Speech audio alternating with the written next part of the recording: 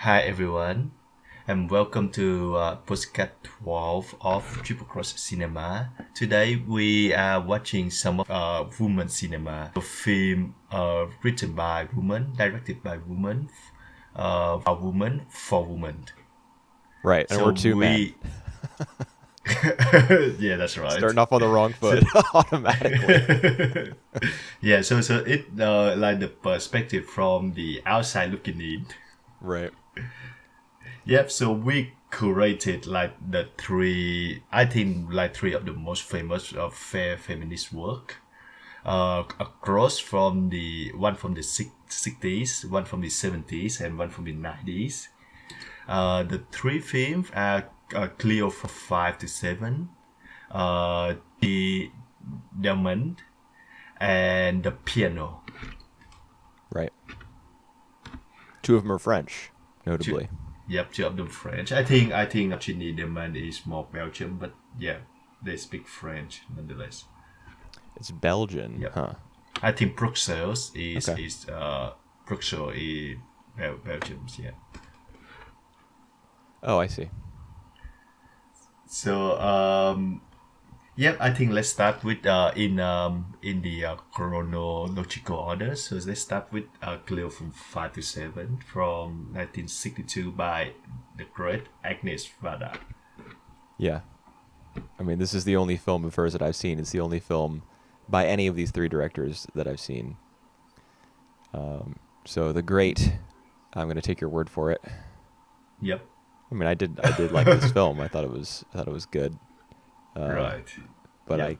I can't speak to or elaborate on or agree with any of the reasons for any of these directors being great. Yes. What do you mean by that? Just that I am completely ignorant of their work. I have no idea Oh, what right, any right, of right. them are really about Yep. as So people, so you know. yeah, you mean that you I think you all know the three filmmakers before, right? You heard of their name before. Yeah, I had. Yep. Yep. So yep.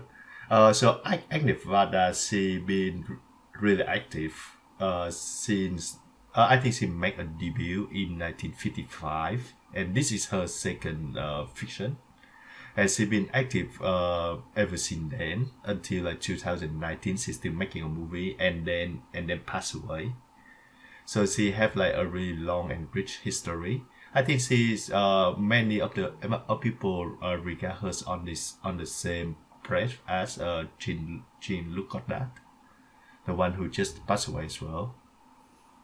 He was a French New Wave director, right?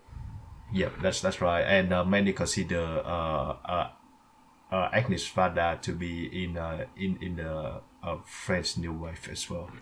Yeah, I saw, on Wikipedia that this was considered to be a French New Wave film, and I had, I'm people talk about that era of film, or I guess that style, very reverently. So I'm interested to see what it's all about, but also a little bit intimidated, because New Wave kind of sounds like it's going to be format breaking and like highly experimental, and perhaps it Yep, was compared to what had come before. But when yep, I saw this film, I grasped it like very easily. yep. So I French New Wave, not nearly as like foreign or scary to me anymore. Yeah, I would say that friend new way is more like freeform. It's in style. It's more like it doesn't have like the three act, and it just like just flow organically. And I think that's informed the friend new wave. A lot of other movies are like this as well. Would you say that a lot of them take place in the course of like one day or over a very short period of time?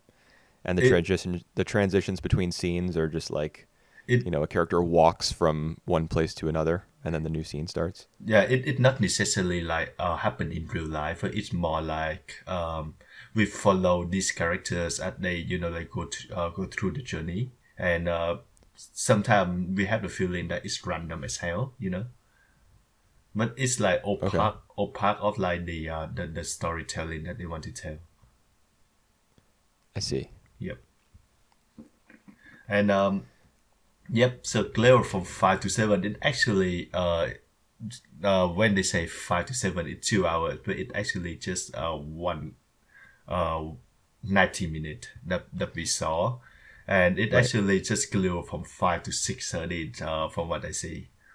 Yeah, something like that. I didn't pay close attention. I mean, I attended to the different chapter numbers and names and times. Yep. You know, when a new quote unquote chapter would start, I glanced down at the bottom of the screen, and Yep. I saw that it was happening in real time essentially. But I didn't pay such close attention to them that I noted like the exact hour and minute that it started. It was five something, Yep. and it ends at probably six something probably, Hmm. or maybe it ends very close to seven. I don't know.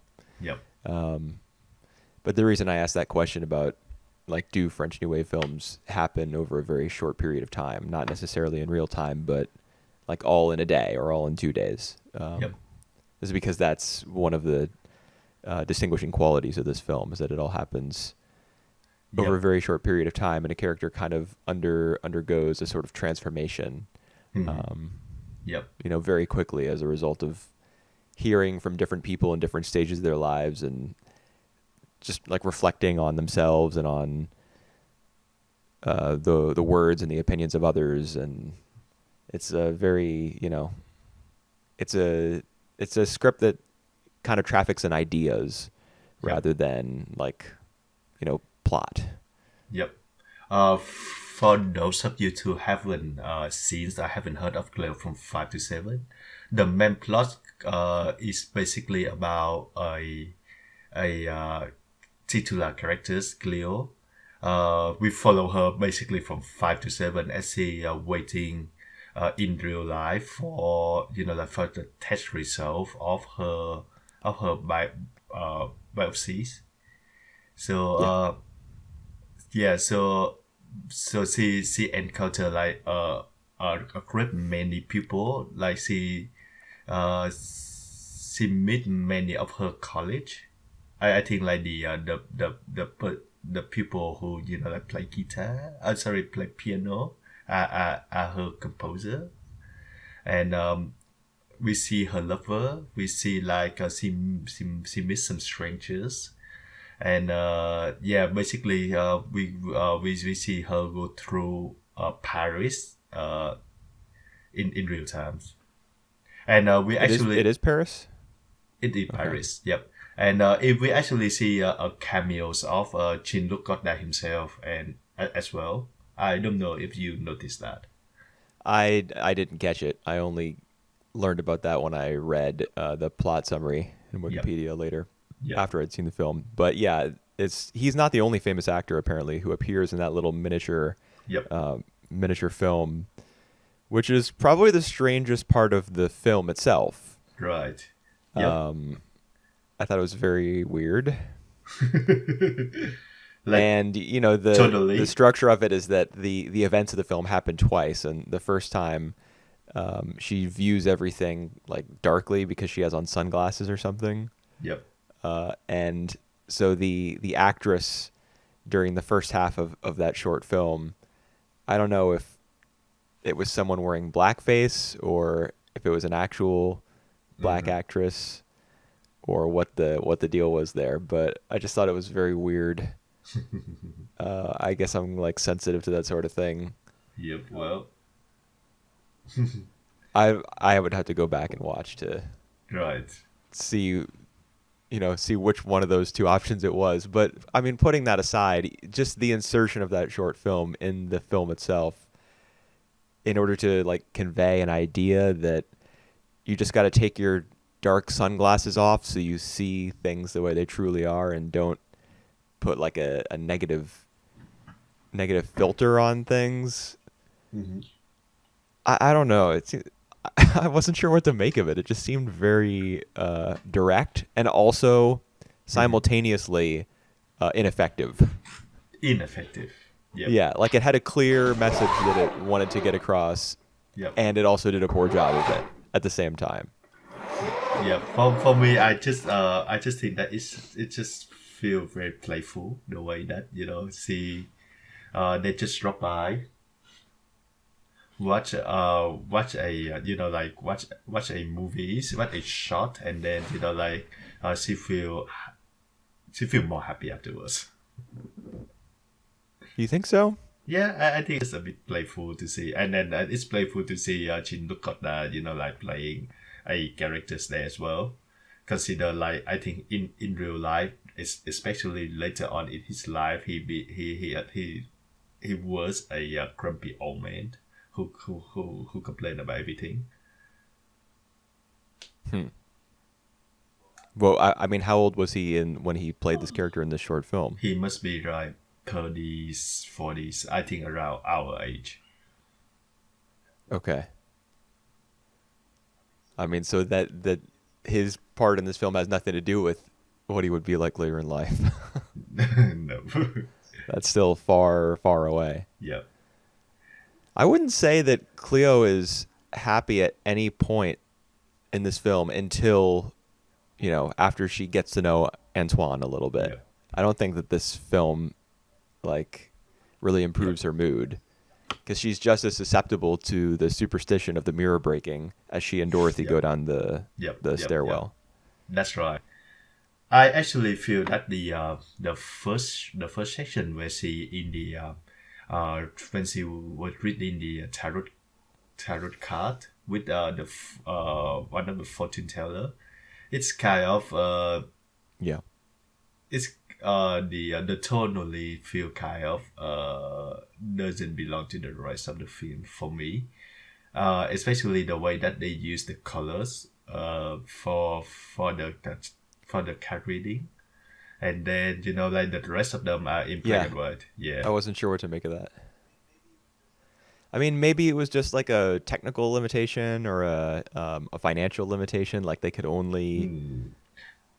I don't know, man. Like maybe the filmmaker, maybe Varda wanted the film to be in color, but realized that it wasn't going to be possible. So she was like, well, let me just get a couple color shots at the beginning of the cards, with a fixed camera.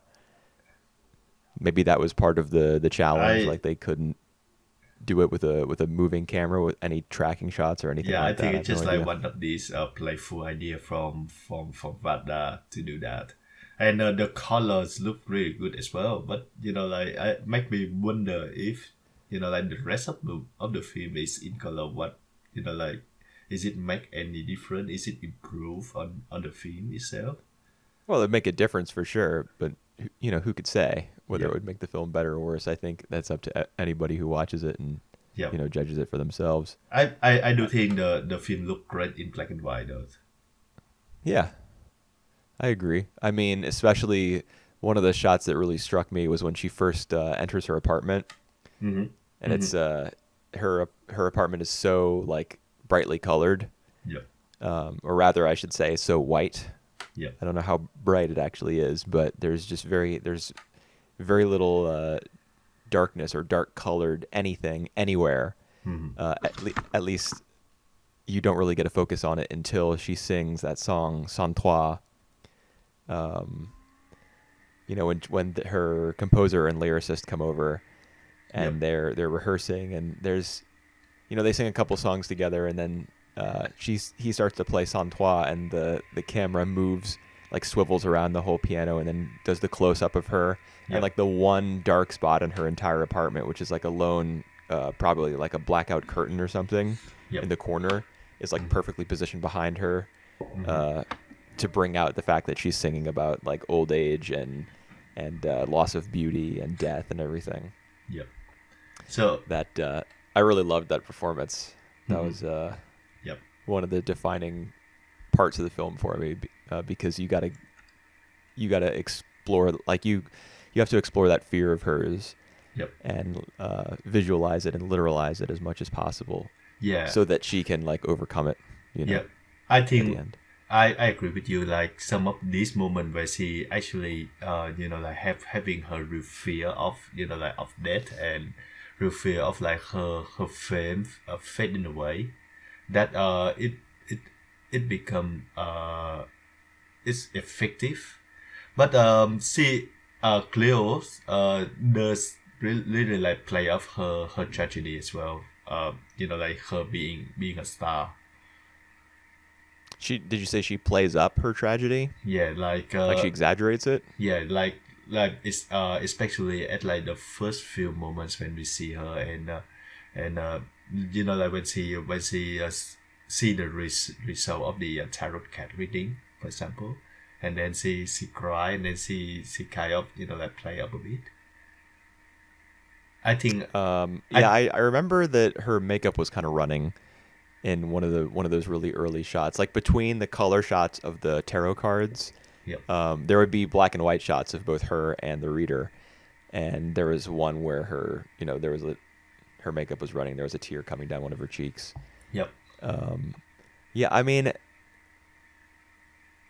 I don't know. I mean, she's not an actress or an actor. Yep. She's a singer. Yep. Now that being said, she's probably still like somewhat theatrical. But I mean, I maybe she's playing it up a little bit, but at that point, the film is establishing that she's a superstitious character because that's an aspect of her character in the script because she doesn't feel as though she has much else to lean on. Like she's not, I don't know, really satisfied with herself or her like the way that her career is going. She doesn't like the songs that she's singing. She doesn't like the man she's with, and she's depending on those things to make her feel fulfilled and happy.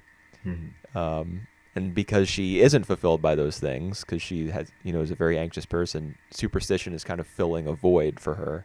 Yep. So I think she really does put a lot of stock in that sort of stuff, and it really would upset her. Yeah. Now that being said, there's a difference between her, shedding a little tear Yep. upon getting the news that your, death is in the cards for you, or rather feeling as though the reader is withholding that information from you. There's a difference between that and then having like a full-on breakdown in the cafe 5 minutes later. Yep. And To the point that the film has to like dive into Angela's head Yep. and be like, oh, this girl has everything she needs to live a perfectly happy and content life, and Yep. instead she has to throw these little pity parties for herself. Yep. For herself. That's right. Yeah, I actually love that moment in the cafe, not because of her, playing a tantrum, crying, but more about the film use that opportunity to show other, many other people inside the coffee as well. So we get to see like a conversation from a couple sits next to her, and saying something about their relationship, and we shift to another perspective from other guys. I really like that observation from the films. Yeah, it's interesting that so many snippets of conversation from characters who are not even secondary characters, not even tertiary characters, just like people on the street. Yep. They are incorporated in quite a few places. I mean, Yep. mostly I would say the main place where the film does it is when Cleo goes to the restaurant and puts her song on the jukebox. Yep. And like kind of like looks around and to see if anyone Notice is going to it. comment on it or like pay attention to it. Yep. And instead, nobody does that. And instead, we just hear a whole bunch of little bits of conversation between people about this, that, and the other, like politics, Yep. the Algerian War, Yep. and some other stuff too. I mean, the Algerian War stuff was what I took most note of, even though I don't really have any idea about the nature of that conflict. Yep. That's very interesting, and I would say that it is a really great snapshot we see in the people at the time. So I think it's really captured the time of the 1960, how people think, how the street would look like through these movies. Yeah, there's a lot of time spent. The camera spends a lot of time, like in the backseat of cars, looking through the front windshield. We watch Cleo cross a bunch of busy streets. We see as she's traveling to the park. We see her like in the foreground with a whole bunch of people in the background. There's some sort of event, and a bunch of kids are playing. Yep. Um, and then there's all the people in the restaurant.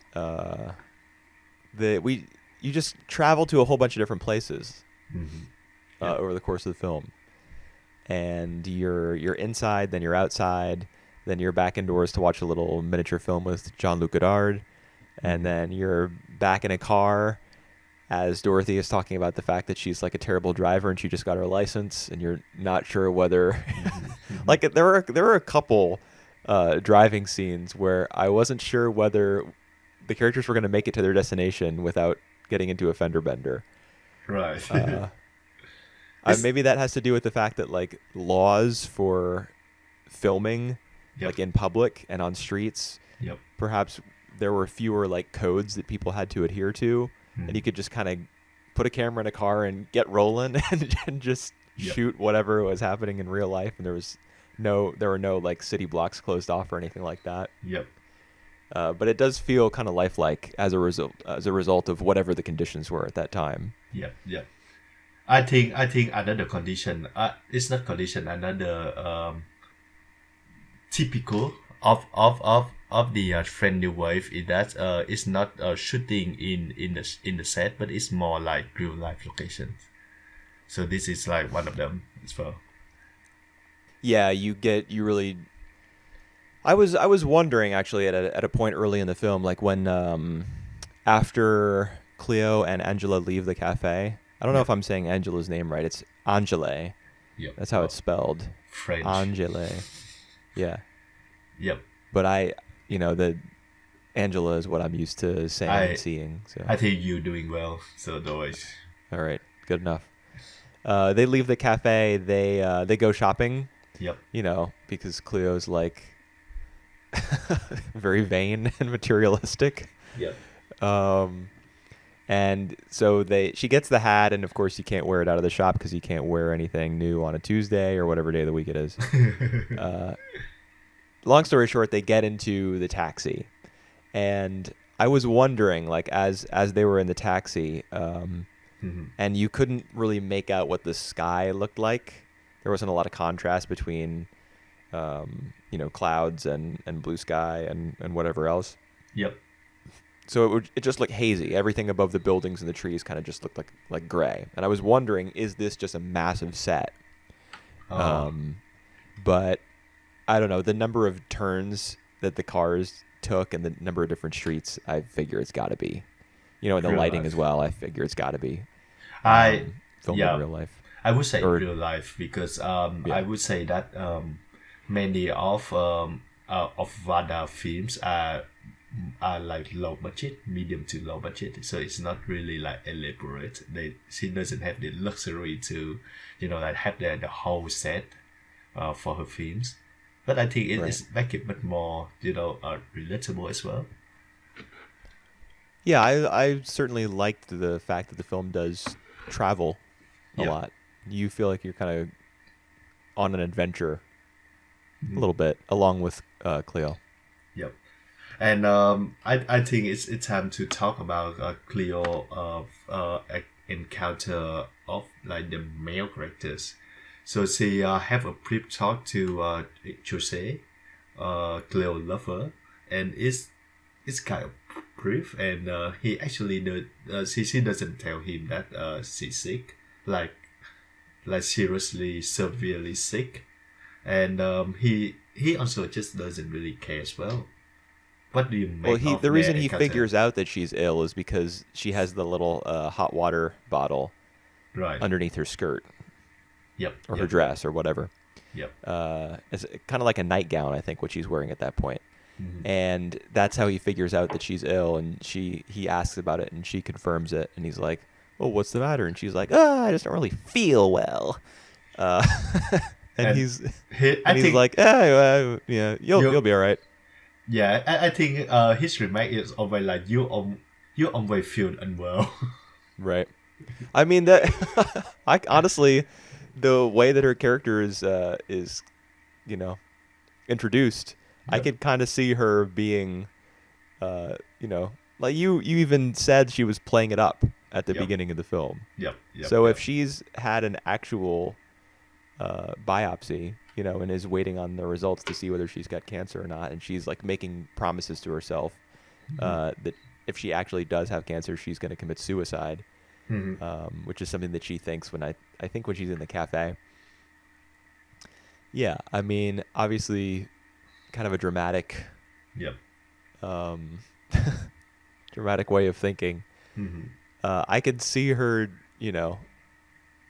exaggerating regular, like typical illnesses Yep. as well, and always saying that she doesn't really feel that well as a means of like turning people away or Try just to getting out build, of obligations or or, garnering sympathy for herself or whatever.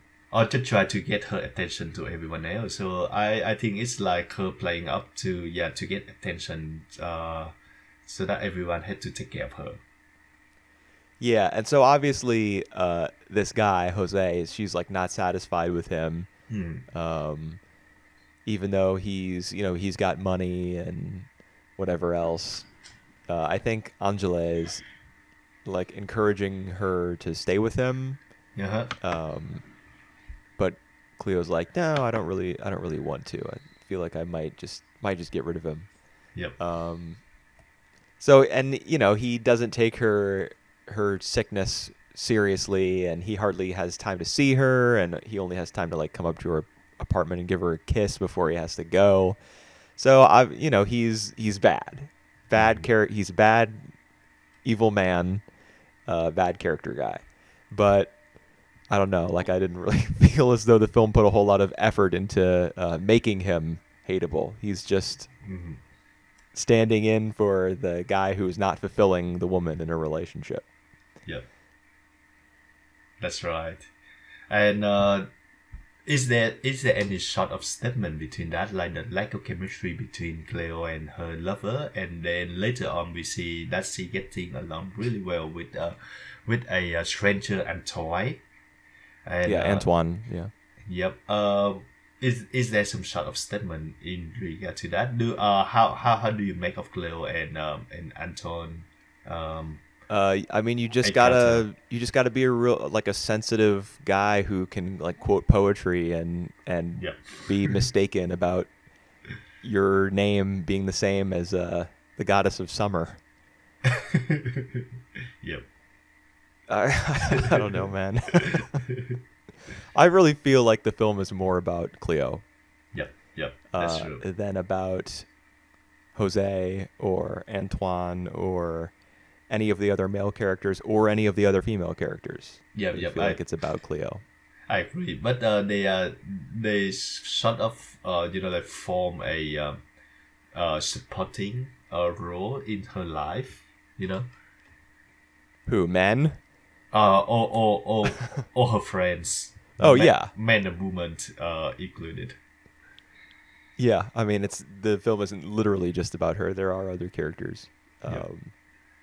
But I don't know. I'm sure that the film has a message, and I mean, I think that the film is about I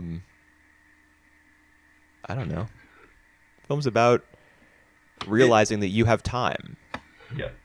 That's the realization that she comes to towards the end, is that even though she can't see the doctor right now and learn the results of this test, which is going to have like major consequences, perhaps for the rest of her life. She's together with a person who understands her and whom she understands, and they're in the middle of a garden. It's Antoine makes a comment that it doesn't really seem like the grounds of a hospital. The garden out in front. It's a peaceful place, I think, and it kind of they're in the park when they meet. And it's very natural and idyllic. And I think that setting is part of what allows them to get off on the right foot after she, kind of brushes him off at first. It's a natural place. It's like calming. It's not busy and bustling like all of the different places that she visits in the city, where she feels more anxious and is more prone to like hysteria and anxiety and giving it a superstition and everything. So the fact that the park and the garden out in front of the hospital are the two places where she can like breathe and realize that she has, she doesn't have to accomplish everything she wants to accomplish in the next 5 minutes or worry about what's going to happen in the next 5 minutes or the next 5 months or years. She can just be where she is and relax and appreciate who she's with and what she has. Yep. I think that's what the film is saying. Yep. That's what I got out of it. Yeah, I think it's about like its existence as well. So as she like about as she thinking that she might be dead, she kind of like appreciate her life more, and like really see what around her and what, yeah, like you said, what she have, what she been doing with her life. Yeah, for most of the film, she wasn't happy with the trajectory of her life. She wasn't happy with the song she was singing. She was like criticizing some of the choices that what were the composer and lyricist names? It was Maurice and Bob. Yep. She didn't have a lot of kind words for them. She didn't like the songs that she was singing, and she felt like she wasn't being well served by the music industry. Mm-hmm. Not a lot of people at the restaurant where she put her song on were paying attention to it. She didn't like the guy she was with. Mm-hmm. But it's not as though being in a quiet place and having an honest conversation with a stranger who who wants to understand you is going to improve like your station in life. It can just improve your outlook, your mentality, your happiness. I mean, because she says at the end, "I'm happy." Mm-hmm. I think that might be the last line of dialogue in the whole film. That she's not afraid and that she's happy. Yep. And there's that really nice shot of the two of them, Cleo and Antoine, walking like shoulder to shoulder. Mm-hmm. And they're kind of taking exaggerated steps, like kind of swinging back and forth a little bit as they walk, and they're completely in lockstep. Yep.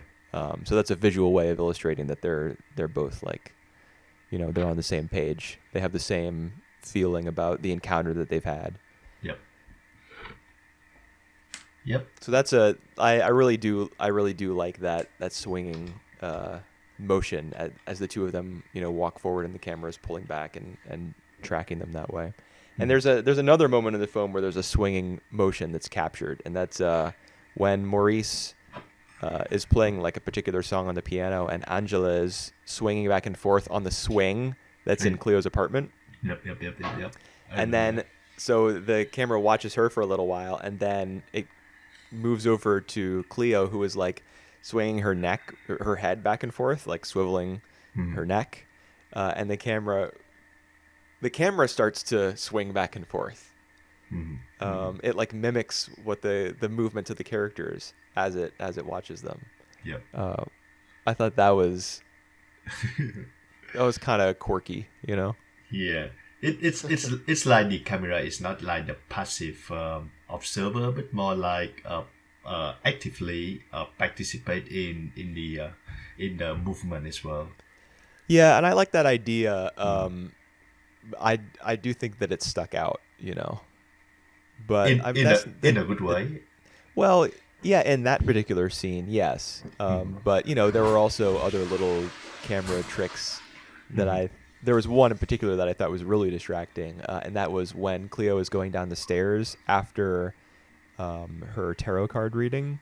Right. There's a triple take where she she's going, the camera's still, and she enters the frame as she's coming down the steps, and then cut back to her entering the frame, cut back to her entering the frame. So we see the exact same little bit of film 3 times. This is right near the start of the movie, and I was like, is this going to be the way the film is shot? What am I about to watch? Right, I honestly don't remember that scene, so I will have to look at that again. So it just means that it's not that distracting to me. Yeah. All right. Well, it was just a one-off thing. Yeah. But it's another moment where the character, where the camera is kind of like getting in on the action. Yep. You know, that came to mind as I was talking about that just now. So how do you like the movie in general? Do you enjoy it? Yeah, I enjoyed it. Yeah. I really, really liked the Santois scene. Might be my favorite scene out of any scene in any of these three films. Right. And especially because the lyrics of that song are like echoed by the film as it moves forward. Like part of the story that's being told by that song is that the character is naked in winter. Yep. Not literally, perhaps it's poetry, but she's the singer is naked in the winter. Like that's how she feels as a result of her lost love and the fact that her beauty is like leaving her and she's coming closer to death and she feels as though she's going to be lowered into the ground. A bunch of these ideas are like brought up in conversation between different characters later on in the film.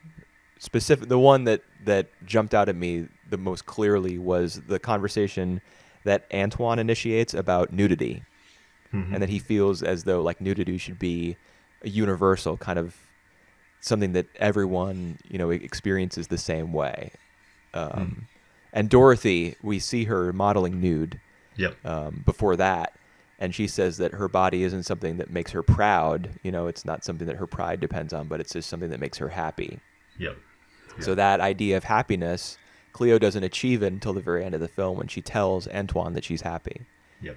And her fear of nudity, which she expresses, when Antoine says that he feels as though nudity should be natural and it should be a universal experience, she like counters that by saying she feels like uncomfortable when she's naked because that's when your flaws are most apparent.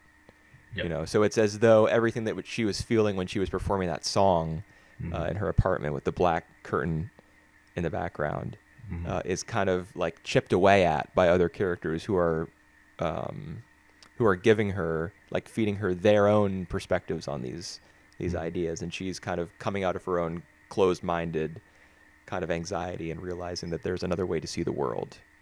And I suppose that short film with Jean-Luc Godard is, contributes to that theme, but I still don't get it at all. I really like the rest of the film, but that part I was just like, what's happening? I think it's just more like she enjoy little moments, like of her life, something like distracting, but still, like it's just a little fun, little spice of like of everyday life. I guess I think of it at it's that way. So yep, I'm pretty happy with the inclusion. All right. Yep. For me, this is like the one of the easier, if not like the easiest film to watch through. It's just 90 minutes. It's just like a plus to watch Cleo, like just going around the cities and like encounter some friends, talk to each other. It feels a bit random at time, but I think the randomness is also like in the on the script to make it work. So yep. I mean, what did you feel was random? I don't know. I felt as though everything stuck pretty well together except for the scene that I already talked about. Well, I mean, random is that we don't really know like what she gonna encounter next. Like so the way that she meet and new people, the new friend, we have no way of knowing. Oh yeah, I'd say that's pretty normal, right? Yeah. Like she leaves her apartment with no plan, basically. That's I guess right. she does intend to meet up with Dorothy. Yep. She because she goes to her, to the class, I guess, where she's posing as a model, and Dorothy isn't surprised to see her or anything. So it must have been, a plan that the two of them had together. But I don't know. I mean, that just seemed to be the idea behind the film, was that she was gonna go out and be a part of the city, not like, not a part of a movie. Yep. Not just go to all the places where she needed to go in order to make the story move. She was just gonna go about her business, and Yep. whatever happens. Yep. Right. Do you enjoy this movie the most out of the three films? Yeah, maybe. Maybe. Right. I did enjoy it. Yep. I certainly enjoyed it more than one of the other two films. Right. We get to the next one though. So, do you have any other notes on that before we moving on to Now, what's the next one? the next one? Is Jeanne Dielman, 23. All right. I gonna say the full title. Jeanne Dielman, 23. Quay du Commerce, 1080 Bruxelles. Right. Yeah, that's her address. That's her address. Yep. And I would say that as we talk about Cleo from 5 to 7, how this cinema is more like actually involved. This one is more like passively observe the characters. Yeah, a lot of stationary camera Yeah, in this movie. I mean like Even in exterior scenes, the camera will just be parked on, a sidewalk. That's right, and I do think that it's like almost like the entire movie happened that way, and it's kind of repetitive. I mean, like in a I think that's supposed to be repetitive to see like her everyday life for 3 days. We got like the 3 hours film that documented her the main character's activity for 3 days. I mean, it's 3 hours and 20 minutes. Yeah. Don't sell it short. And Yeah. it feels every bit as long as it is. It is because we actually get to see her, like cooking, do preparing the food, eating, like doing housework, all basically in real life. Yeah. What fun. Well, I actually think that it's intentional to see like like her life just go on like in circle endlessly, and we Of kind course. and, You and don't make a film like this by accident. and we kind of feel like the frustration building up on her as well. So that's why the last 10-15 minutes is like the real like punch in the gut, or stab in the In the neck? in the neck. Feel Right. feel like do you think that it deserves its length? I'm not the judge of what a film deserves or doesn't deserve. Right.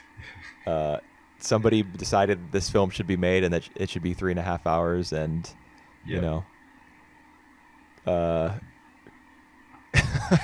Yep. that's their choice, and I don't have anything to do with that. I have no comment on that. Mhm. The film is what it is, and Yep. what it is 3.5 hours long. Yep. All right. Yeah, but it's certainly from a female perspective, and it's certainly like there. I would say that there are many statements have to be made on like making the characters going through their life, and what she did at the end. I still like not really grasp on like her action at the end. Maybe just her frustration that building up that she decided to do it. Yeah, for sure. Right. And her frustration has to be tied to her sex work, because the event, I think, that happens on the second day that causes things to start to unravel, like her overcooking the potatoes and stuff, Yep. is her client. Yep. Yep. Yep. As far as I could tell, that was the thing that disrupted her like perfect organized life. Yep. And I- who knows how long she's been receiving clients Yep. at her house, her apartment. It's probably been a very long time, The film tells us that her husband died 6 years ago. Mm-hmm. So she, after her husband died, even though he didn't make a lot of money, she probably had at least a little bit. Mm-hmm. But eventually she would have needed to, make money to pay the rent and, Yep. buy food and everything. So it's possible that she's been doing this for years and hating it for years. And she has a negative experience with it on Thursday. And so on Friday, she kills a guy. Is that the exact day that you know? Because I don't really notice it. It was Thursday, Friday. Like what day of the week it was? Yep. Yeah. Right. Yeah. Wow. So the first day was Wednesday. And then Thursday and then Friday. Right. Because the first guy says, "See you next Wednesday." Yep. When he gets to the door and she hands him his coat and his hat and everything, and he pays her, he says, "See you next Wednesday." Then the second guy says, "See you next Thursday." Yep. Those may be the only clues. I mean, there are probably other clues, like if you can read French or Belgian. Yep. I don't know what is French the quote unquote official language of Belgium? It is. Okay. It is. Yep. Well, if you can read French, then there are probably clues like hanging in one of the stores that she visits, or out on the street somewhere, or maybe you can catch a glimpse of one of the newspapers in a close-up or something. Yep. Although there are not a lot of close-ups in this film. Are there any close-ups in this film? I'm not sure. I don't think so. No. It's almost entirely medium shots. Yep, that's right. Yeah. But if you can read French, there's probably clues as to what day of the week it is. But I'm just going based off of what her clients say. Yep. That makes sense. And I actually feel that the film start to get somewhere on the second day when like her like normally perfect routine is disrupted by like slowly by the overcook of the potato, and then like what's going on later on. I think that like make like the first crack of her life. No, not like her life, but like to her Skype, to her Skype, to her side. To her psyche. Yeah, to her psyche, to her mind. Yeah. And like it eventually falling on later on in the final day, the last day. Yeah. So so like her what she did at the end is kind of like we can understand that. Can or can't? Can yep. Oh no, I don't understand. I mean, you don't. I can speculate. Yep. But we can't understand the reason that she did it. Not really. I mean, we see only 3 days of this woman's life. Yeah. Anything beyond that, we have to imagine. Mm-hmm. I can't understand why she decided to kill that guy. Right. I mean, it wasn't revenge for him being bad in bed. That wouldn't be. I mean, given her line of work, that's just something that you have to expect. Yeah. But it's certainly not pleasant to have somebody like lie on top of you, after they've just used you for what it is they want and not really given any thought to what it is you want. But just that happening, let's say, I don't know, twice. Let's say that it happens on Thursday with the guy. Mm-hmm. I mean, my theory is that something really, really ugly happened on Thursday. Yeah. Like she may have been beaten. Yeah, we don't see. Because it's possible that she brings the package that she gets on the third day into the bedroom, like subconsciously, and then brings it, like her subconscious may have arranged things so that she would bring the scissors in there. Yep. And then, she takes that opportunity to kill the guy on the third day because that's what she'd been feeling, something like building up inside of her for years, potentially. Yep. But when I saw that she brought the scissors in, immediately I knew something was coming. Wow. And I felt, even before that, like on the second day when she's peeling the potatoes. Yep. Or skinning the potatoes, I guess peeling is the term. when she had that knife, I was worried that something was going to happen then, like she was going to injure herself. Yep. And then like just sit and watch the blood flow maybe, Yep. and like delay attending to herself or caring for herself. Yep. I I thought think something like that was going to happen. So when it didn't, I was like, there has to be violence at some point in this movie. I know it's coming. right. So when I saw the scissors, I was like, this is it. Right. Yep. I think it would be like much more effective for me if like something like that happened. Like she cut herself and she just like feel no pain, just Right. slowly like watch the blood and like just slowly pan it up herself. It Yeah. would be like fit with the team in this story very well. Yeah. That's what it's what I was expecting, but you Yep. can't always get what you want. Yep. And the tension is maintained for a lot longer. The way that the film presents it, there's actually, even though it would be terrible for her to injure herself, that would actually be like a release Yep. of tension there. We, we did see So wasn't what Ackerman Yeah, was we did see intending, obviously. some shot of like that as well. Like when she taking a a toddler, a kid, a baby, and Yeah. the baby had been crying nonstop, and she at first trying to calm the baby down, but then later on she just kind of like give up and go to the next room to prepare food, eating the food, and then come back. Are you talking about The the second third day or day. the third day? Yeah. The third day is where everything goes Yep. terribly wrong with the baby. The second day, the baby is just kind of Yep. introduced as a plot point. Like she Yep. hardly Yep. interacts Yep. with it. Yeah, but on the third day, she's trying to, like, I don't know, she's showing the baby affection and is probably trying to receive affection in return. I have to imagine that's like the psychological reason behind her in Yep. engaging with the child, is that she wants to feel loved, or at least, like, I don't know, noticed or something.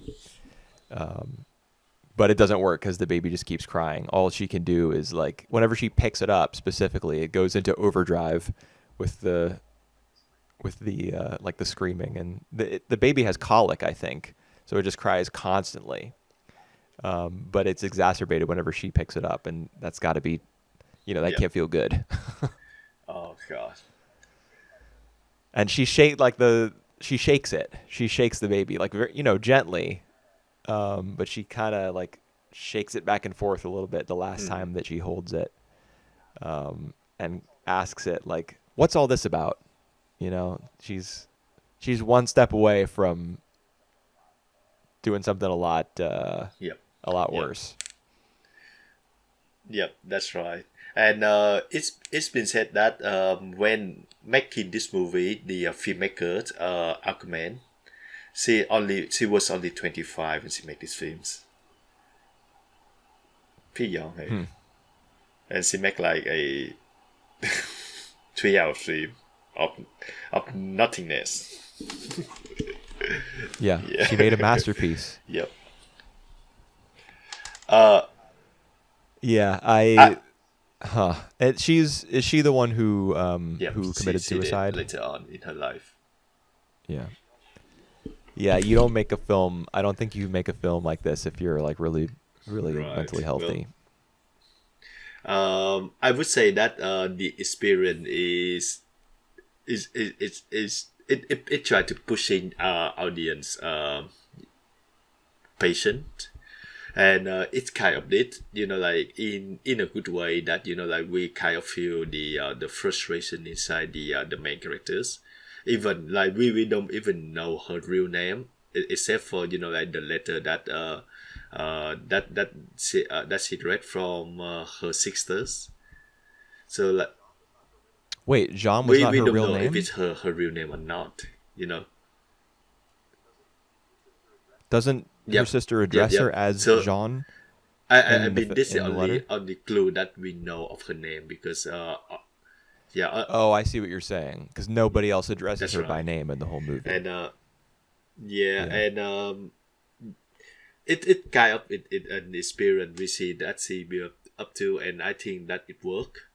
So I really I kind of appreciate like the amount of time of running time it takes to to get there. It, this is also the one film that I don't wish to watch again, to rewatch anytime soon. Yeah, I can't. I'll never watch this film again. Yeah, Once was and enough, man. like sometimes like the scenes are long, but I kind of still want like want to follow it. The only one that like I feel is just like taking on forever and forever is a scene where she making the coffee. It just like going on and going on. Right. Oh, there were many more scenes than Yep. that tested my patience. The coffee scene I kind of liked because there's progression Right. to it. You know, like there's a first she Yep. pours in a little bit of water, and then on the second Yep. pour it's a little more, and then eventually she empties the whole thing. The pours get longer Yeah, and that's right. longer. You know, I appreciated that at least. But there's a scene where she literally sits and Oh does yeah, yeah, yeah. nothing. That's it as well. Yep. That's Uh, right. that's the one. Is that before the baby comes or after the baby has left? I think it's No, no, after no. the baby has That's before the left. baby is come. I think that when she after she was shopping, she have like a bit of rest before like the ring bell, and then the baby come. Okay, yeah. So Yep. she was just waiting for that then, and I mean, she was sitting there, and I could. This was deep into the film already. Yep. This is day 3, so I knew that the film, she's restless. The film shows that she's restless, and she's going into rooms and then like turning around, realizing that she's got to turn off the lights or something, or put the lid back on a Yep. pot or whatever. And so that's mostly that's beginning to happen on day 2. Then on day 3, she's getting up and doing something, and then abandoning that task and going back to the room she was in before. So at this point, it's not just like forgetfulness and disruption of her routine; it's full blown restlessness. But then there's that scene where she just sits, and I could tell, like I knew this was going to go on for a while. So I just got up, went out to the kitchen, got some chips, put them in a bowl, came back, sat down, same exact shot. She's still sitting there.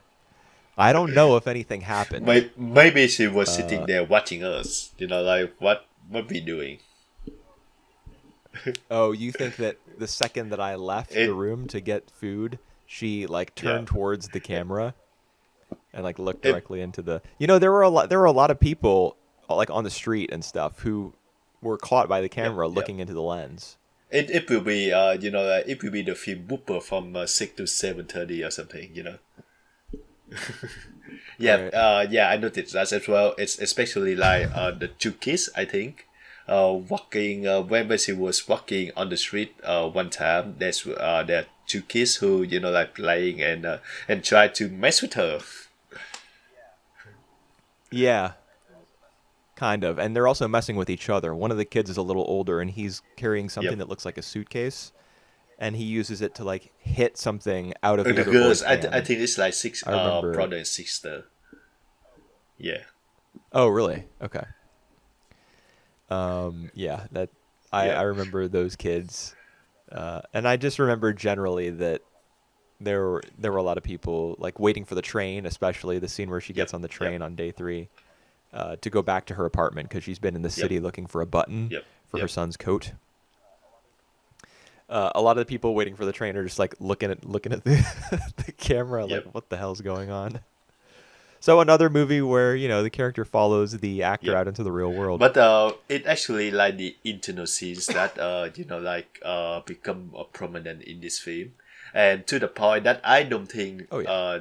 the scene where Cleo like outside in yeah You mean in Jeanne? Belgium to meet all the peoples like making uh like adding more to the story. I think if the film itself just set inside the house, inside the apartment of sorry, of Jeanne, and she doing her everyday housewife stuff.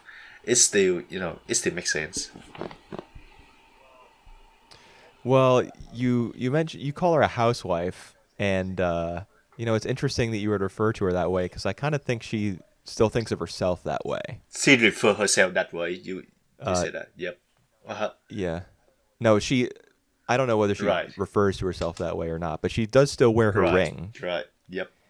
and I think she still thinks of herself as being a housewife, kind of like that being her primary function is to like attend to the house, make the meals and make sure everything is clean. We see her Yep. doing a lot of cleaning,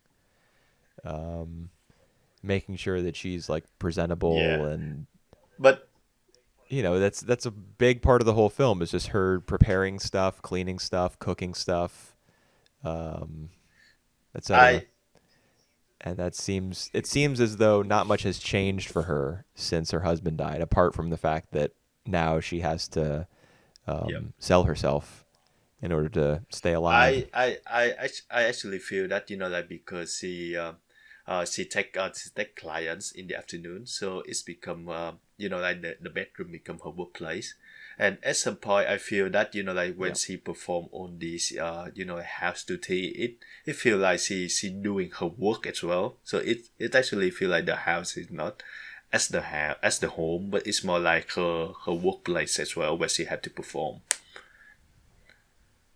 Yeah.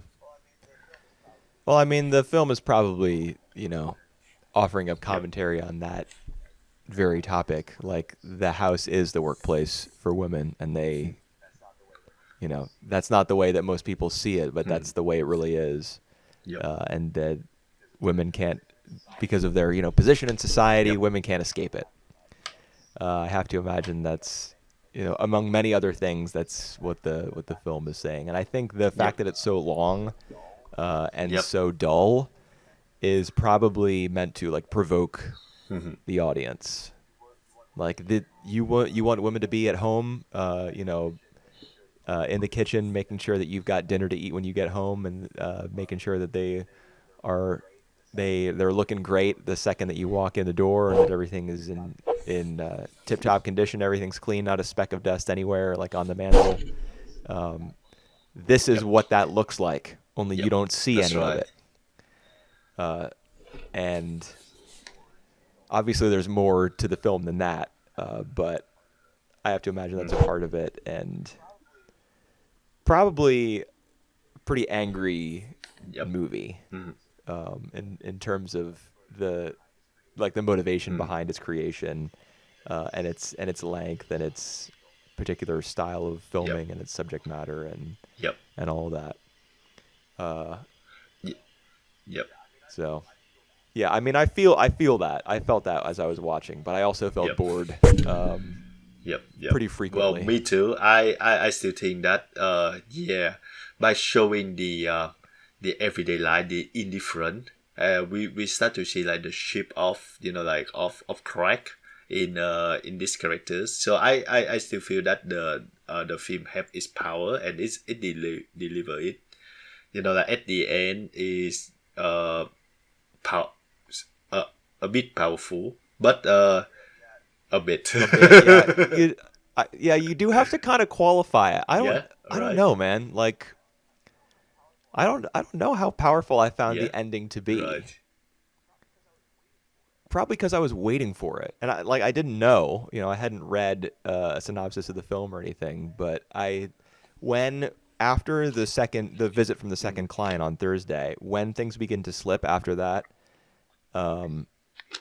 you can feel that something is coming, and you're just waiting for it. Especially because of the way that the Yep. film is made, all you can do is wait.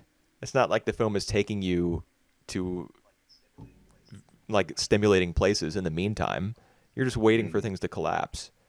I don't know. Maybe I have the benefit of nearly 50 years of Yep. film, you know, like bridging this movie, Right. the creation of this movie and Yep. the present day. So I have the knowledge, I guess, that we have gained over those 50 years, kind of informing me and telling me, oh, something's You gonna happen, something's gonna happen. like Um, yeah, you are better than me but than that because yeah, I kind like while watching it I kind of afraid that like nothing gonna happen like till the very end. Like it just keep happening like oh, that, well, which kind of makes sense right. in its own way as well. But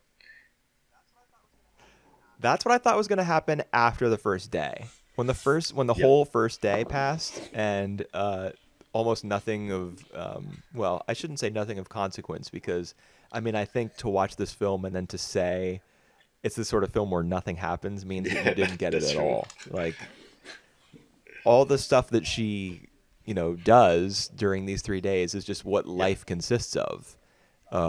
So it's not yep, that nothing happens. Something's happening. It's just, there's no mm, superheroes fighting or anything.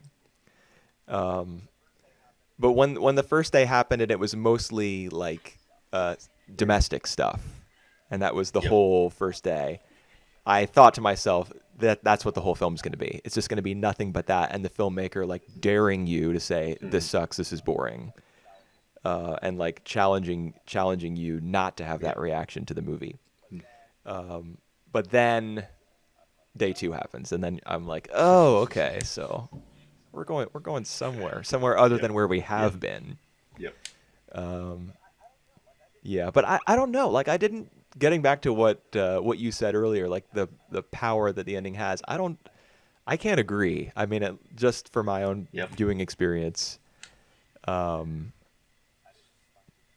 I didn't find it to yep. be like I don't know.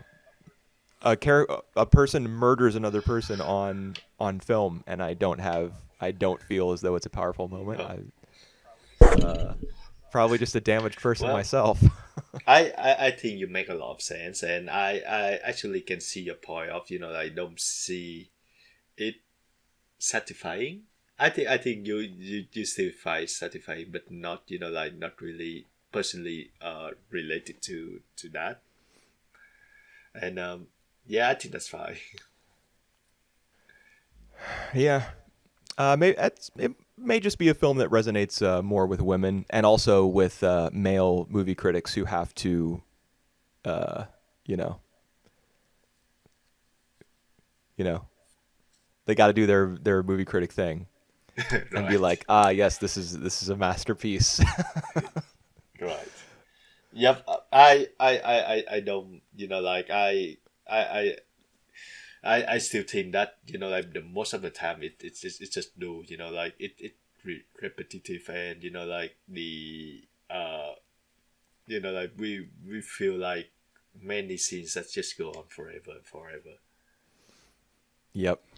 I took a screenshot whenever I thought a scene was going on forever, and so I've got a folder here with a bunch of screen caps. Uh, that's not great. All right. Let's get to the last one then. All If you right, like the sure. the piano by Chin Campion. Right.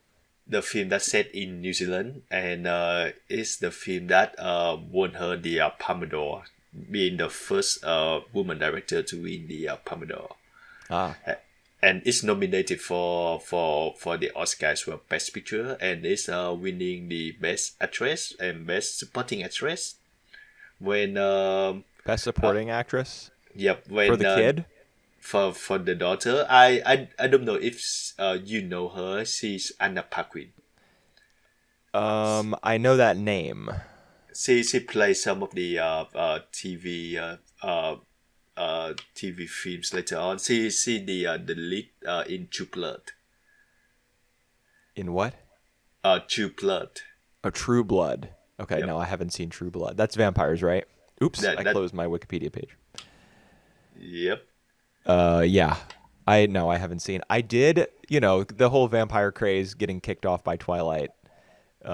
Or I should say, like reignited by Twilight. Obviously, vampires were massive before that point, but True Blood, that kind of stuff, I didn't really get into. But I will tell you this: I did watch 2 full seasons of The Vampire Diaries. Right. Is that good? I don't remember, Right. Right. so probably not.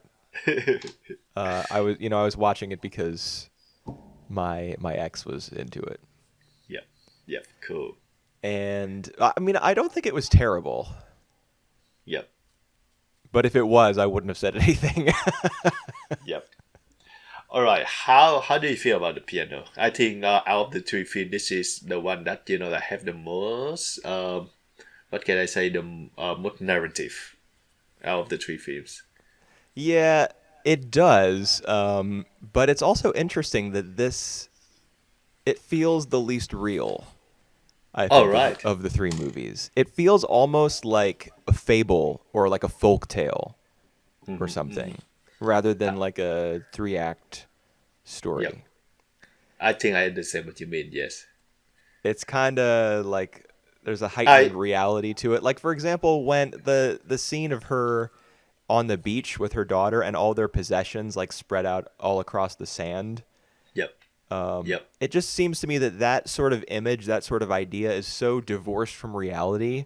Like you would never this would Yep. never ever happen in real life. It seems to be like metaphorical almost. There are a lot of moments in this movie that seem to be kind of Yeah. representative of something rather than they're actually happening. All right. All right. Because I think I don't know like the time period at the time, but it must be like when the white settlement just set in New Zealand and Australia. So it must be like 18 the 17th centuries. No, it's So the 19th century, according to 19th Wikipedia, centuries. meaning the 1800s. It's like the mid 1800s, Right. So all right, mid 1800s. So they have to travel by boat. right? So uh and yeah, I think this is something that like might really happen. Like at the time where like they have to drop this off.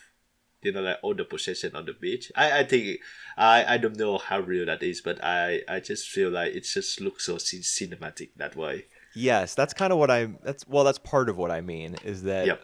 a lot of there are a lot of moments that feel like hyper cinematic, Right. and I don't mean just visually either.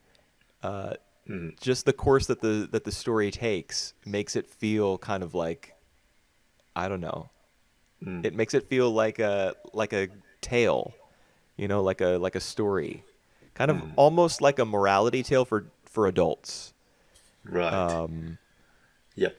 It's just it's too bizarre Yeah. to feel like any sort of typical film. I don't Yep. know. Yep. Yep. Just feels Yep. very like symbolic and representative of an idea, Yep. and many ideas really. I mean, because like the piano being the film's central symbol could stand for one of like dozens of things, depending on how you read the film. Yep. Well, yep. I think it stands for her communication. Like she cannot her expression to be more exact. So she cannot communicate or express her through her words. So she take it out on her piano. Yeah. And this guy, especially uh, all right, I look up his name now, especially George Baines, who like really taking advantage of that. Yeah. And at first I don't know how I feel about that, the way that like he really take advantage of that in for like for his lust. Hmm. But then he's being tormented by that as well, and eventually Ada taken into like the physical attraction as well. So it's kind of like the whole really complex and not straightforward things going on in there. Yeah, that's true. Yeah, it was a strange romance. It was one of the strangest screen romances Yep. I think that I've ever seen. Yep.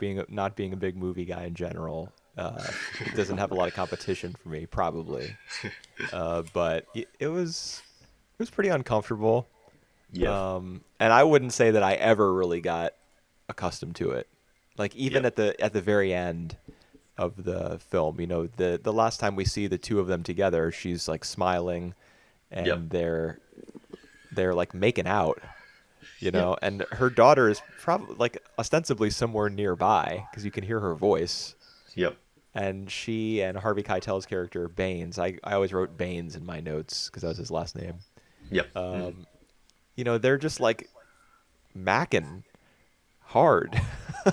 Yeah. But Yep. anyway, That's she seems like content to be with him. You can see her smiling and everything. But the last shot of the film is you know, and her imagination yep. of her being tethered to her piano at the bottom of the sea. So is she really happy with this guy? I I don't know. I well, I think that moment where she, like um where she was taken by the piano now, and drawn with the piano, and later on where she said like, like part of her, like still there, like she decide, she will her will is to survive. I think that what she said. I think that scene is really powerful for me, but I can't really pinpoint why. I think it's more like about she, because at that point when she was rounding with the piano, she also shut off. Like decide to, to suicide as well, to, like just to give up. And Yeah. I actually, like watched the last 15 minutes with my girlfriend, and she said like, Ada actually like purposely put her foot in there, so Oh, of that course. 100%. Yes, she is did. it was it Yeah. I because I didn't know. All right, she did. Yeah. I That I was not was an accident. I wasn't sure. All right. And Hmm. I mean, because she requests that the piano be thrown overboard. Yep. Why Yep. would she do that? Yep. Because the I piano is what she really loves, and she wants to be buried with it. Right. Yep. It's not Baines that she. I mean, my interpretation of the film, like, you can interpret it that the ending scene being like the shot of her, um, you know, tied to the piano underneath the waves, is like she's let go of a part of herself, like the part of Yep. herself that was tormented by her past or Yep. by the events that happened in New Zealand. She let that part of herself go, and the piano, and it got left underneath the ocean with the piano. So, and now she's moved on. I see it differently. I see that I don't know. Like, I feel like everything that happened in New Zealand, and I mean everything, has Yep. scarred her, and mentally, like, that's where she is. She's underneath the waves with the piano, even in this future, even in the epilogue where we see that she's like happy with Baines. I think it's Yep. only like her sexual needs that have been met, and her emotional needs, she's like still unfulfilled. And so she's still she's underwater in her head. Because yeah, she meant to kill herself. She put her foot there. The only reason that she freed herself was her body's survival instinct. Yep.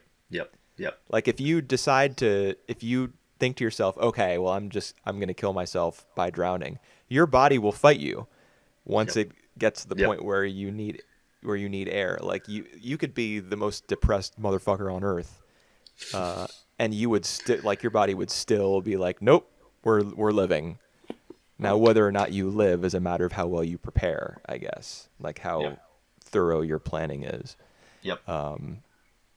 Hers wasn't that thorough because, it wasn't her leg that was tied to the rope, it was her boot, and she just slipped out of it. Yep. That's right. Yeah, but I don't know, Yeah. like the love story, it's interesting. It's a film that leaves you with a lot to think about, because obviously some part of her is content with Yep. Baines, but really I Yep. think it's just like the film's very sexual. So I feel like it's probably just like the more primal woman in her. that is quote unquote happy with him. Mm-hmm. Because you also see her like initiate things with Alasdair, her husband. Yep. Yep. It's not as though she meets George Baines and like swears off all other men, and she's like, "This guy is the one." Yep. She does give him that key that says, "You have my heart." Mm. But how many people in the history of the world have said stuff like that when it's really, the other person's private parts that they're more interested in? Interesting. It. Yeah. All right. All right. I'm not gonna argue against that. Um, I also agree with you that I feel the romance between Ida and Baines is really weird. Yeah. It It's very weird and it uncomfortable. yeah, it's unsubstantial to begin with because it's come from like their desire to their horniness. Yeah. And Yes. His first and then hers follows. yep. And then what you make of the husband decided to to let Ida go with Benz. I mean, Oh, in like the end? Yeah, that's yeah, interesting. yeah, I mean, because what do you make of it? I think at first he might go there wanted to kill Benz because he have his gun with him. Yeah. And then after the talk, he said that he I decide she not like speaking, like she not like properly talking to him, but he can still hear her voice, and that her voice is what to be with Ben, so that's why he let her go. Right.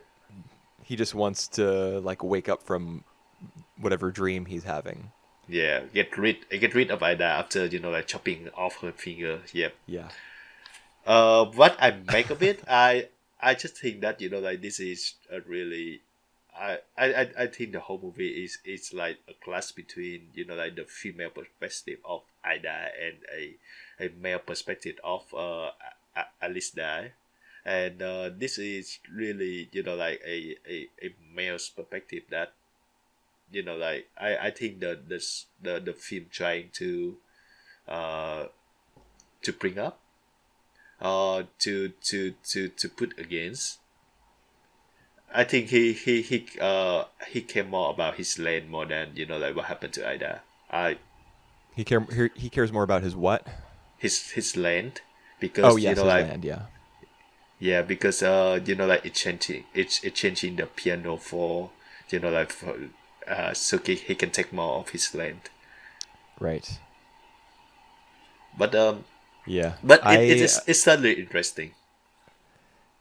Yeah, I mean, I was constantly intrigued while watching the movie. Where, Yep. like, what is going to happen next?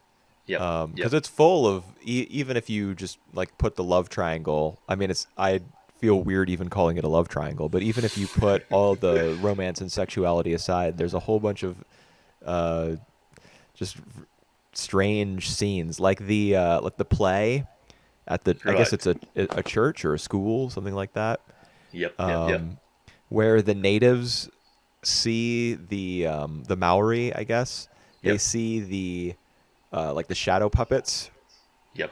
or just the silhouettes cast against the curtain, Yep. and it's like a man threatening a woman, Yep. Yep. and they're like one of them like charges the curtain and is like, "No, I'm gonna kill you."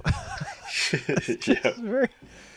I mean, honestly I can see a campaign being like led against this movie in the future, being Yep. like, From "That's the yeah, like from that's racist. yeah. You Eh, can't do something like that. You're making natives out to be like inferior or something." This dude, the whole movie is is Yep. is you could not make this movie in 2022. Today. There, Yep. there's no Yep. way at all that this could be made. Yep.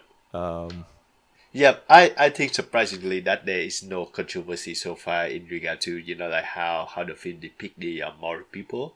well, I there do. will be in the I do. future, Yeah. at I some do point feel in the that in the future. future. Yep. Yep. Yep. That's right. Woo. It's not really that negative though, but I do feel that it's more like from the white uh settlement point of view.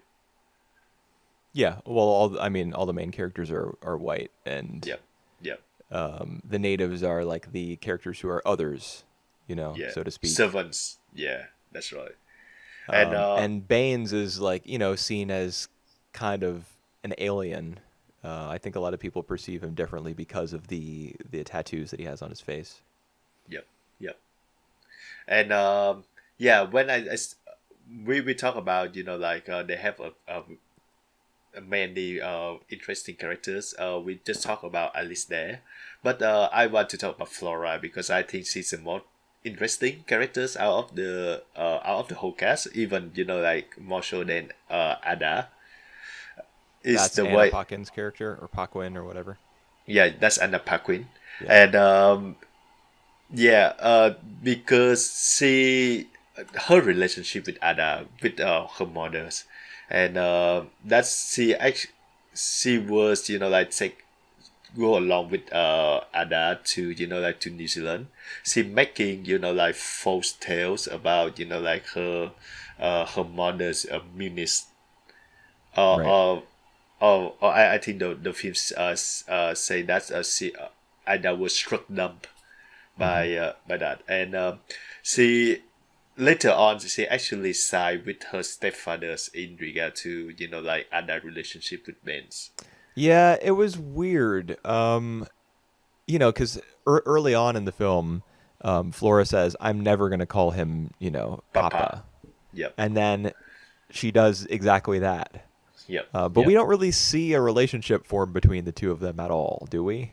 That's right. It's more like her distance to Ida as Ida growing more attraction to Ben's. Yeah, but you wouldn't start to call a strange man Papa just because you're feeling distant from your mother. You would just like That's true. Yep. feel withdrawn and isolated estranged from both of them. Yep. Yep. That's true. That's true. Yep. So I didn't really that was kind of like a question mark above my head as I was watching that scene. Like, why is she? I mean, I get that the film is juxtapositioning her earlier stance on the matter with what Yep. happened later, but we just didn't see that happen. We didn't see them approach that point in their relationship at all. I don't even think a single scene Yep. No. was offered up as evidence that like she was getting closer to Alistair. Yep. Um, Yep. but she, that's the way that it's written. And yeah, she takes the piano key to Alistair, and the Yep. rest is history. Yeah, that's right. Yeah, I think she really intriguing characters in her own, but like the way the story set up, she just like kind of like a supporting character for Ada, and like and her coming to terms with like what she desired. I th- I guess Who desires Ada? Ada, yeah. Whether she decide to like express herself through piano or through sex with bands, and she decide to go with sex with And are you bands. saying Flora has to come to terms with that? No, Ada. Okay. I, yeah. What I said is that Flora, like as the story design, she become more of a supporting character for Ada Yeah. herself. Well, she's a supporting character in more than one role. I mean, she's a supporting character in that she's not part of the main cast. Well, she probably is. Well, I guess she won the Academy Award for supporting character, so she's designated as a supporting character. But Yeah. she's also more than that. She actually plays a supportive role in the film. Like she supports her mother by speaking for her Yep. and being fluent in sign language. Yep. And I mean, I guess those are the main ones. But she's also like emotional support for her mother, who has been thrown into this strange relationship with a guy she doesn't know. Yep. Her father sold her off, Yep. and the only comfort that she has is her daughter. And so Ada plays, yeah, like Flora plays a really important role for Ada. Ada's like not surviving without her daughter, Right. just mentally. That's not happening. Yep. Yep. And the way that she treats her is terrible. Like No, Who cheat? you Sorry, who cheat who's? the way Ada treats Flora. Right. Yeah. You gotta no, you can't just be like surrendering yourself to your passions and going off and meeting this guy in the dead of night after your daughter's like, no, don't go. Yeah.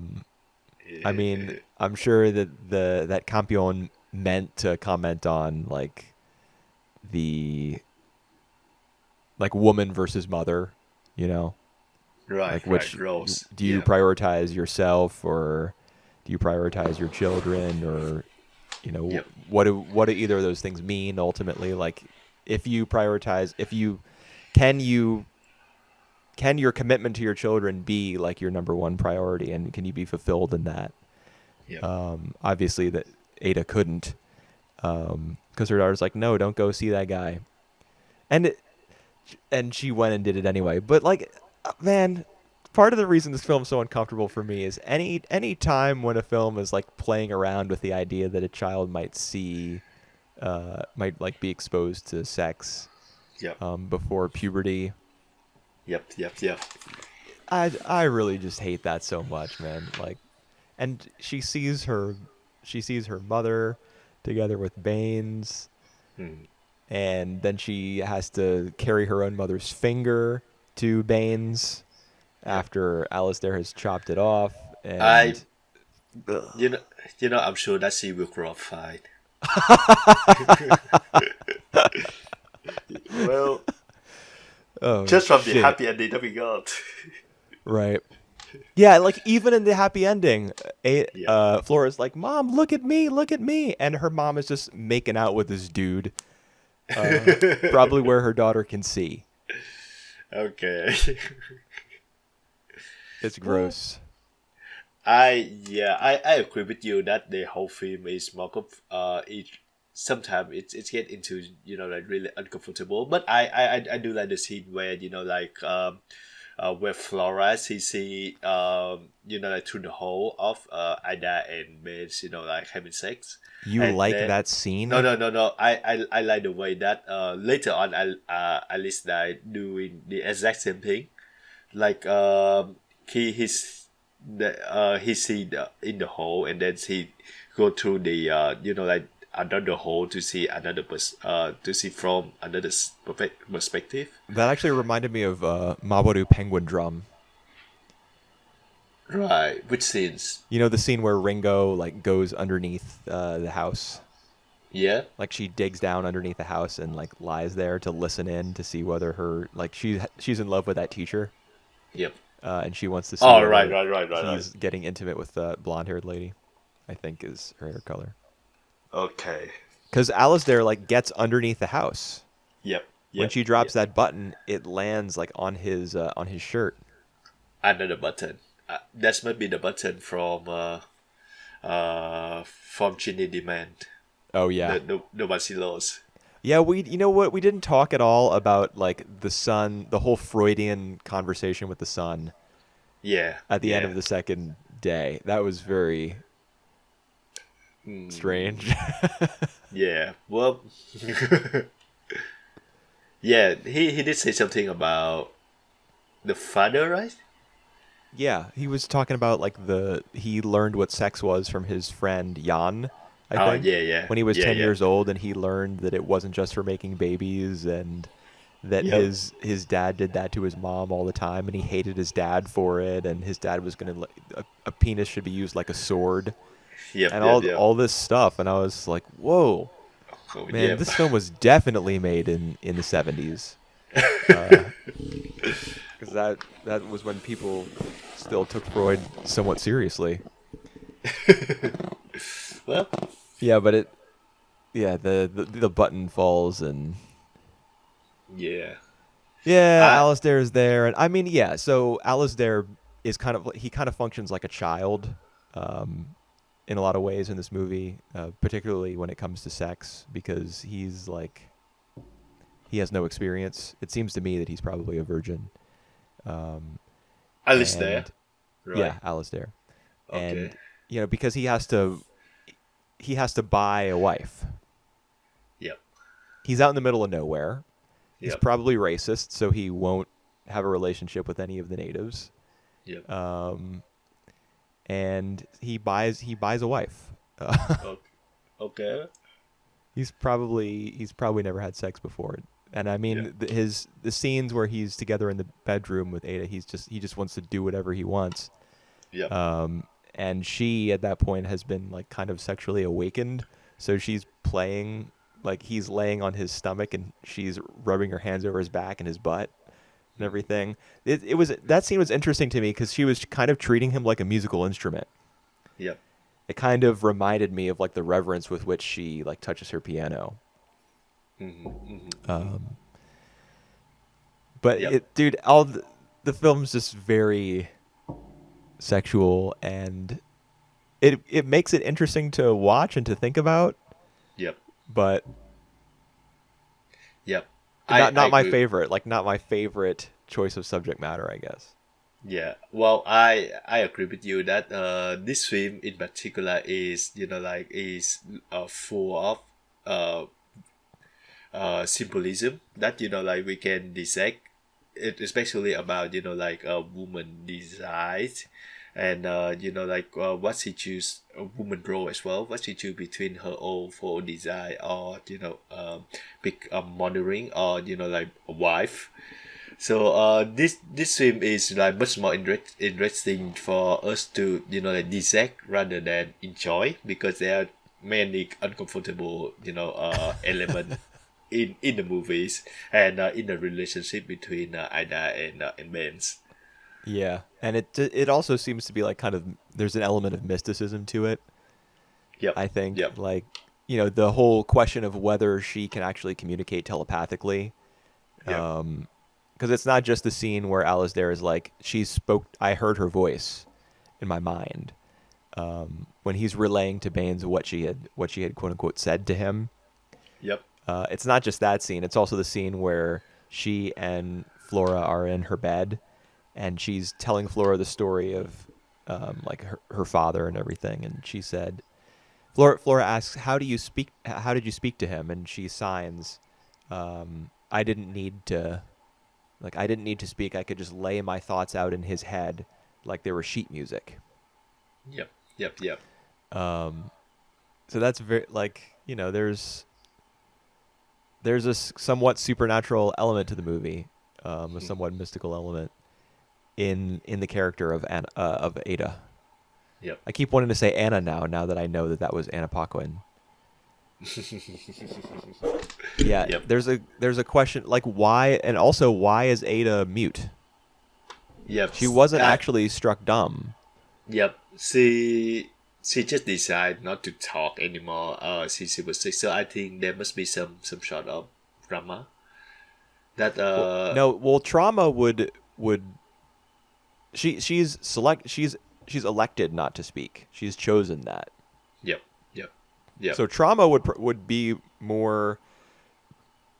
be something that would like impact your brain, Mm-hmm. and shut off your speech centers. Mm-hmm.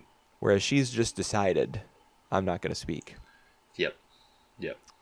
So she has like full control over her Yep. own like thoughts and abilities and her own body and her own mouth and tongue and everything. And she can hear as well. She can listen to other people talk. Yeah. But Yep. the way that Alistair relays her speech, I guess, to Baines is like, he doesn't just say what Ada wants. He also says that Ada is like afraid of her own will, Mm-hmm. and she doesn't know what she's gonna do. She can't. She feels as though she could be like overcome Yep. by her desires. So there's something a little bit inhuman about that. Like she's going to be taken over by how strongly she feels. Mm-hmm.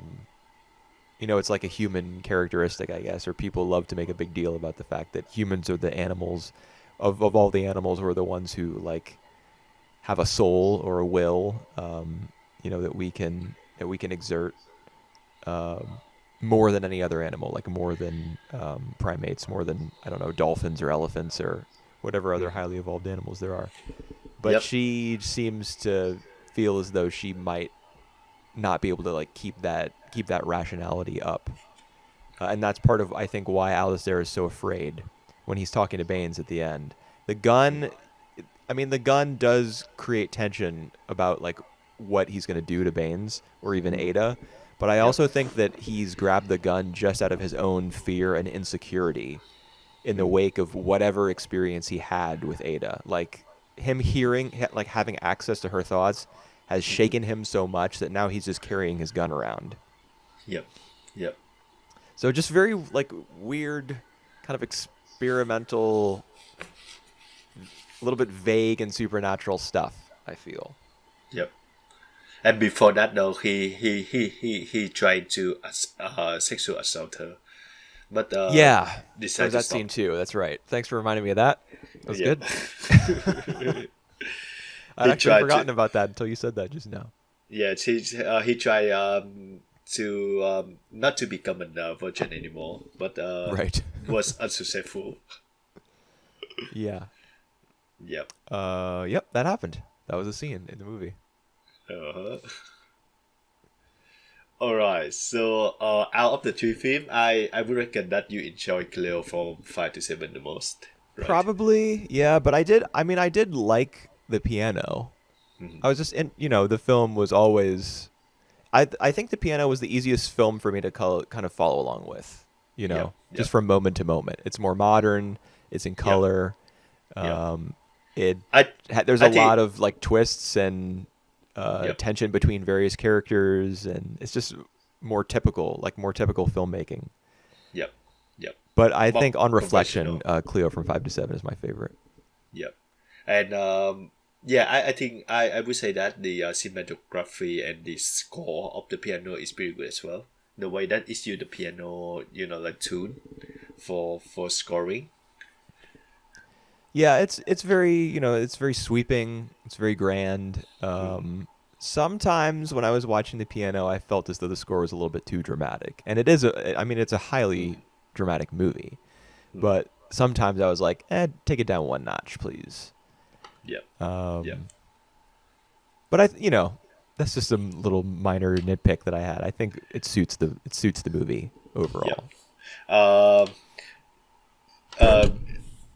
If you want, I want to recommend you a just search for a clip video of Anna Paquin when she won the Oscar for Best Supporting Actress when she was 11, and just the way that like she did. I think it was a surprise win, so she didn't expect to win, so her reaction was really cute. Oh, yeah, she was. I mean, it's hard for me to call like Flora's character cute in the film because there's so much ugliness Yep. and like eroticism Yep.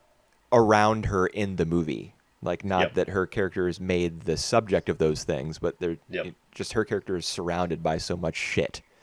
Um, Yep. but it is a very cute performance. Like when she shows up with her mom to give Baines his first piano lesson, and she's playing scales Yep. because Ada can't bear to play a piano that's not in tune. Yep. And Ada discovers that the piano's in tune, and then she comes in and like kind of pushes her daughter off the bench and sits down to play. Yep. The way that Flora's brow furrows and she kind of has like a pouty look on her face. Yep. It's just very precious. Yep. But It. the film doesn't, the film's not about her. I. It's about a bunch of bullshit. Yeah.